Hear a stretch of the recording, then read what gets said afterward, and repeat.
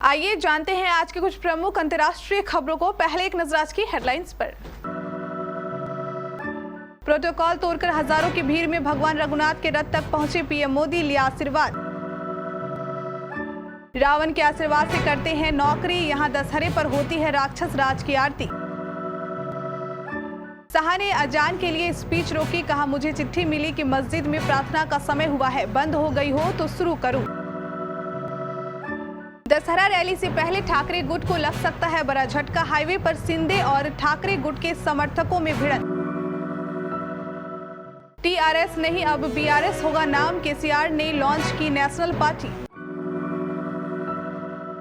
PM Modi से बातचीत में यूक्रेन के राष्ट्रपति जेलेंस्की ने किया साफ, पुतिन से नहीं होगी कोई बात। अरुणाचल प्रदेश के तवांग में सेना का चीता हेलीकॉप्टर क्रैश, पायलट की मौत। यूक्रेन के 4 इलाकों को मिलाने वाले कानून पर व्लादिमीर पुतिन ने किए साइन, अमेरिका को झटका। आदि पुरुष के रावण पर सीता ने दी प्रतिक्रिया, कहा श्रीलंका का किरदार मुगल। और दीपक चाहर ने इंदौर T20 के दौरान सिराज को सरेआम कहे अपशब्द। अंतर्राष्ट्रीय कुल्लू दशहरा देखने पहुंचे प्रधानमंत्री नरेंद्र मोदी। प्रोटोकॉल तोड़कर ऐतिहासिक ढालपुर मैदान में हजारों लोगों की भीड़ के बीच भगवान रघुनाथ के रथ के पास जा पहुंचे। इस दौरान ढालपुर मैदान में ट्रैफिक व्यवस्था संभालने वाले देवता धूमल नाग ने भीड़ को नियंत्रित किया और किसी को भी पीएम मोदी के करीब नहीं जाने दिया। यह नजारा देखने लायक था। प्रधानमंत्री मोदी ने भगवान रघुनाथ के आगे शीश नवाकर आशीर्वाद लिया। प्रधानमंत्री नरेंद्र मोदी भगवान रघुनाथ का आशीर्वाद लेने के लिए रघुनाथ के रथ के पास पहुंचे। भगवान रघुनाथ के आगे नतमस्तक हुए, माथा टेका। भगवान रघुनाथ की ओर से पीएम मोदी को फूलों की माला, दुपट्टा और प्रसाद भेंट किया गया।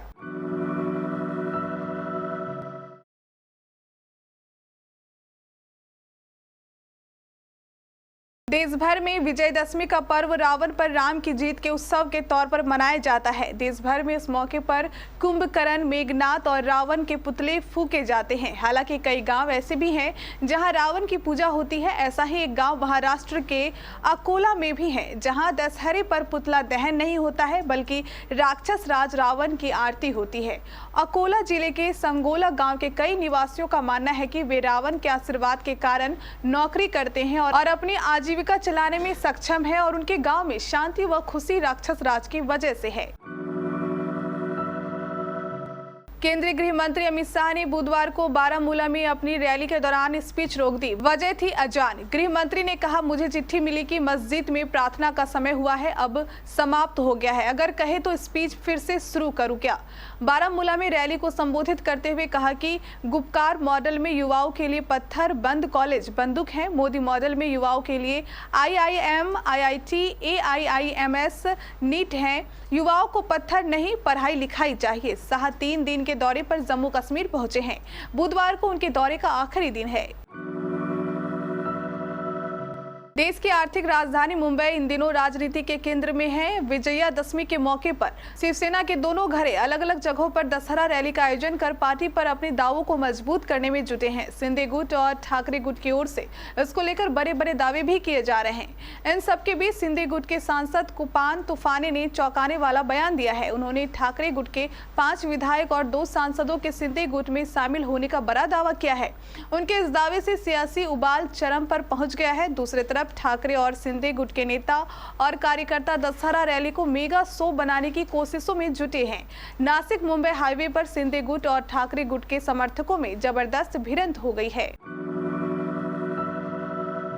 तेलंगाना के सीएम केसीआर ने अपनी राष्ट्रीय पार्टी की घोषणा कर दी है। केसीआर की पार्टी का नाम अब टीआरएस की जगह बीआरएस होगा। पार्टी के नाम में टी हटाकर बी लगाने के पीछे की मंशा पार्टी को राष्ट्रीय बनाए जाने को लेकर है। यानी कि पहले जो नाम तेलंगाना राष्ट्रीय समिति हुआ करता था वह बदलकर अब भारत राष्ट्रीय समिति कर दिया गया है। इसको लेकर जोर शोर से तैयारी में जुटी टीआरसी ने पूरे हैदराबाद को सजा दिया है।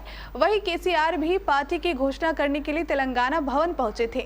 राष्ट्रीय राजनीति में उतरने को बेताब तेलंगाना सीएम केसीआर ने पार्टी बनाने की तैयारियों को लेकर पिछले कुछ महीनों में जुटे केसीआर अलग अलग राज्यों के दौरे किए थे।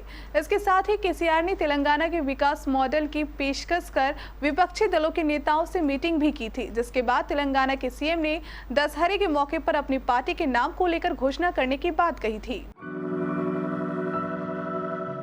रूस और यूक्रेन के बीच 7 महीने से अधिक वक्त से लगातार जंग जारी है। इस बीच पीएम मोदी और यूक्रेन के राष्ट्रपति व्लादिमीर जेलेंस्की के बीच फोन पर बातचीत हुई है।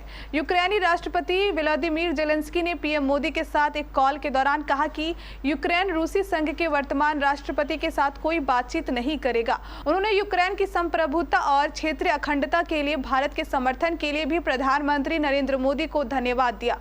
यूक्रेन के राष्ट्रपति व्लादिमीर जेलेंस्की ने भी पीएम मोदी के उस बयान के महत्व पर जोर दिया कि अब युद्ध का समय नहीं है।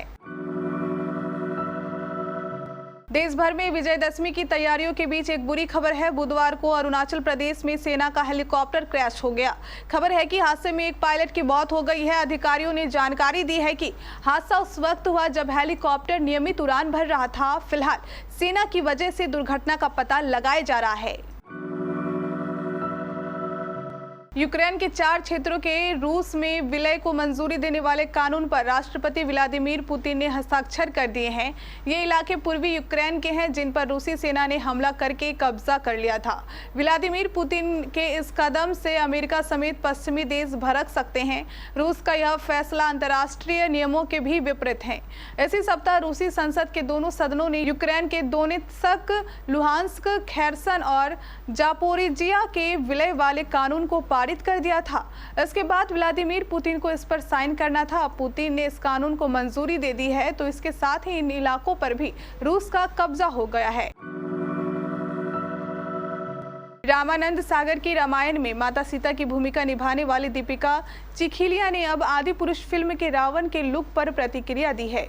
उन्होंने कहा है कि आदि पुरुष की टीजर में रावण श्रीलंकाई नहीं मुगल दिखाया गया है। गौरतलब है कि रामायण में दीपिका चिखिलिया ने माता सीता की भूमिका निभाई थी, जो कि आज 4 दशकों बाद भी काफी लोकप्रिय है। भारतीय पेसर दीपक चाहर यूं तो मैदान पर हंसमुख अंदाज में नजर आते हैं, लेकिन इंदौर में दक्षिण अफ्रीका के खिलाफ सीरीज के तीसरे टी20 मैच के दौरान वह गुस्से में दिखे। गुस्सा भी साथी खिलाड़ी मोहम्मद सिराज पर हुए। इसका वीडियो सोशल मीडिया पर वायरल भी हो रहा है। टीम इंडिया को इस मैच में 49 रनों से करारी हार झेलनी पड़ी।